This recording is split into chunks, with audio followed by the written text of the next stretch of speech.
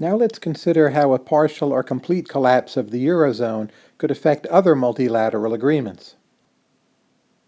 Obviously, there are lots of multilateral institutions, a few of which are listed here, and there's also a large number of treaties, conventions, and international agreements.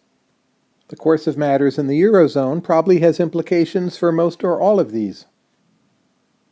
To the extent that matters in the Eurozone continue to go badly, this probably means, over time, a lack of a unified EU voice in multilateral institutions.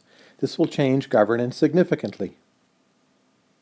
Funding also matters. To the extent the Eurozone stays in recession, or to the extent austerity is imposed on significant Eurozone nations, this means that the European nations will have less money to put up for multilateral institutions. This is easiest to see in the World Bank and IMF. Or it could be that as much or more money is put up for the IMF, but in essence that money has to be channeled back to Europe.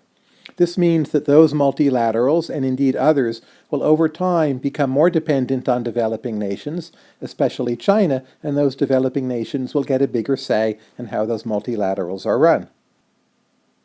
To the extent the Eurozone crisis goes badly, European nations will decline in status around the world, just as the financial crisis has hurt American status since 2008.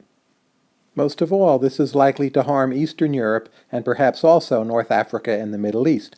They will be less likely to view the European Union or the Eurozone as a model to be followed. Perhaps the most important mechanism, however, is a bit more subtle, and it involves a consideration of game theory. Imagine yourself in some kind of multilateral agreement or treaty or convention or international institution, and you're cooperating with the other countries you work with. In essence, you play a kind of game with these countries that you cooperate under the expectation that they will cooperate back in turn, and without this expectation, the cooperation won't get much off the ground. So the key question is, what are your basic or underlying assumptions about how much cooperation you can expect in return? Well, how it goes with the Eurozone crisis is likely to affect these baseline expectations about how well and how much different nations can cooperate with each other.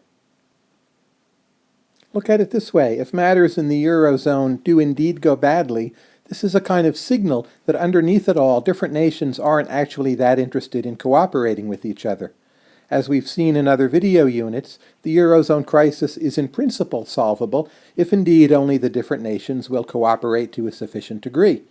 And there you have the Eurozone. You have countries which to a considerable extent have a common interest and a more or less common history, and they've worked together on matters in the past, and they really do have good reasons for trying to see through some kind of solution.